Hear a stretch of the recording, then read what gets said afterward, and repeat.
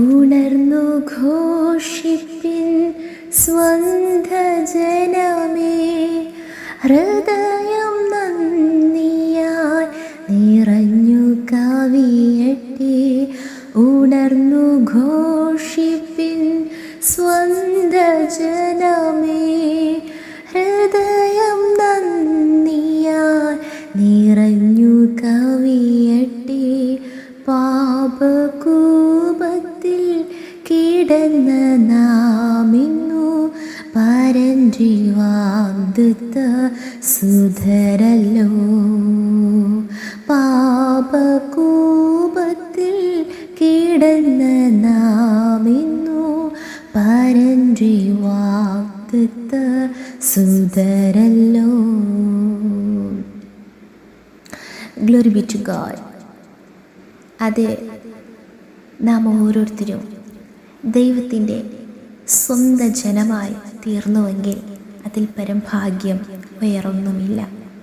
നമ്മുടെ ജീവിതത്തിൽ എന്ത് തന്നെ വന്ന് ഭവിച്ചാലും നമ്മുടെ ഹൃദയം നന്ദിയാൽ നിറഞ്ഞു കവിയേണ്ടത് പാപകൂപത്തിൽ കിടന്ന നമ്മെ ഇന്ന് സ്വന്തം പുത്രിപുത്രന്മാരാക്കി നമ്മെ മാറ്റി നമ്മെ മാതൃതുല്യമായി സ്നേഹിക്കുന്ന ആ അപ്പൻ നമ്മോട് കൂടെ ഉണ്ടെങ്കിൽ എപ്പോഴും നന്ദിയുള്ളവരായി നമുക്ക് ആ കർത്താവിനെ സ്തുതിക്കാം, സ്തോത്രം ചെയ്യാം.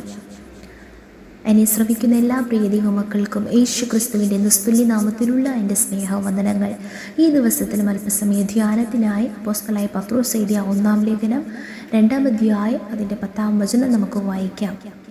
മുൻപേ നിങ്ങൾ ജനമല്ലാത്തവർ, ഇപ്പോഴോ ദൈവത്തിൻ്റെ ജനം.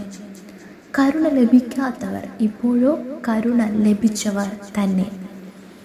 അതേ ദൈവമക്കളെ, നമ്മുടെ പഴയ കാലങ്ങളെ, നാം കടന്നു വന്ന പാതകളെ നാം ഓർക്കുമ്പോൾ, കഴിഞ്ഞ നാളുകളെ, കഴിഞ്ഞ മാസങ്ങളെ, കഴിഞ്ഞ വർഷങ്ങളെ നാം തിരിഞ്ഞു നോക്കുമ്പോൾ പലപ്പോഴും നമ്മുടെ ഓരോരുത്തരുടെ ഹൃദയത്തിൽ തോന്നിയിട്ടുണ്ട്, അയ്യോ എനിക്കാരുമില്ലല്ലോ, ഇവൾ എൻ്റേത്, അല്ലെങ്കിൽ ഞങ്ങളുടെ മാതാപിതാക്കളാണ്, അല്ലെങ്കിൽ ഞങ്ങളുടെ മക്കളാണ്, എൻ്റെ ഭർത്താവാണ്, എൻ്റെ ഭാര്യയാണ്, എൻ്റെ പാസ്റ്ററാണ്, എൻ്റെ വിശ്വാസികളാണ്, എൻ്റെ ബന്ധുക്കളാണ്, എൻ്റെ ഫ്രണ്ട്സാണ് എന്തുപോലും പറയത്തക്ക രീതിയിൽ ആരും തന്നെ ഇല്ലല്ലോ. ചേർത്ത് പിടിക്കുവാനോ താങ്ങുവാനോ ആശ്വസിപ്പിക്കാനോ ആരോരുമില്ലാതെ നാം ഭാരപ്പെട്ട പല ദിവസങ്ങൾ ഈ വചനം കേൾക്കുന്ന നമ്മുടെ ഓരോരുത്തരുടെയും ജീവിതത്തിൽ വന്നിട്ടുണ്ടല്ലേ.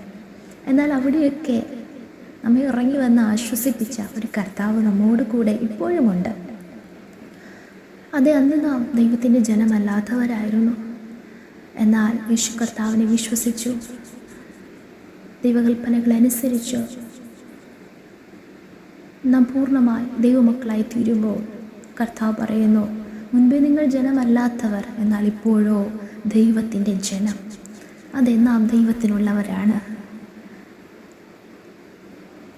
യഹോവ ദൈവമായിരിക്കുന്ന ജാതിയും അവൻ തനിക്ക് അവകാശമായി തിരഞ്ഞെടുത്ത ജനവും ഭാഗ്യമുള്ളത്.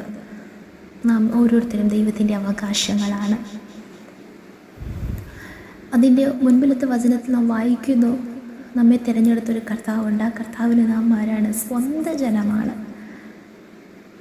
നമുക്ക് സ്വന്തമെന്ന് പറയുവാൻ ഒന്നും ഇല്ല എങ്കിലും നമ്മെ സ്വന്തം ജനമാക്കി തീർത്ത ആ കർത്താവ് നമ്മോട് കൂടിയുണ്ടെങ്കിൽ അതിൽ പകരം ഭാഗ്യം മറ്റൊന്നുമില്ല.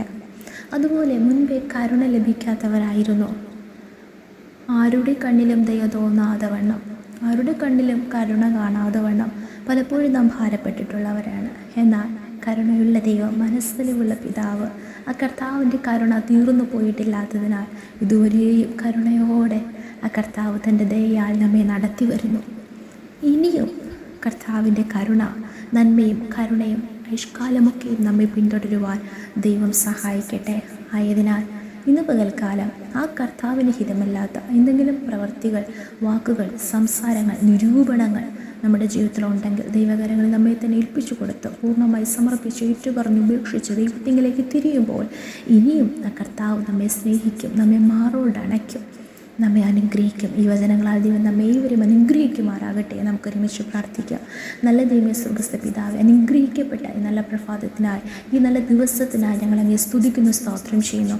അതേ നാഥാ, യേശുവേ, ഞങ്ങളെ മാതൃതുല്യമായി ഞങ്ങളെ സ്നേഹിക്കുന്ന അപ്പായ ഞങ്ങളങ്ങ് വാഴ്ത്തുന്നു, സ്തുതിക്കുന്നു, സ്തോത്രം ചെയ്യുന്നു. അത് ഞങ്ങൾ ഓരോരുത്തരും ഞങ്ങളുടെ സ്വന്തം ജനങ്ങളാകയാൽ കർത്താവ് എല്ലാ ആകുലതകളും ഭാരങ്ങളും പ്രയാസങ്ങളും മാറിപ്പോകട്ടെ. കർത്താവെ, ഓരോരുത്തരെയും ബലപ്പെടുത്തി ശക്തീകരിച്ച് സഹായിച്ച് കരം പിടിച്ച് നടത്തണമെന്ന് പ്രാർത്ഥിക്കുന്നു. സമ്പൂർണ്ണമായി താഴ്ത്തുന്നു. പ്രാർത്ഥന കേട്ടതിനാൽ സ്തോത്രം. യേശുവിൻ്റെ അധികാരമുള്ള നാമത്തിൽ തന്നെ പിതാവേ, ആമേൻ. Have a nice day. May God bless you all.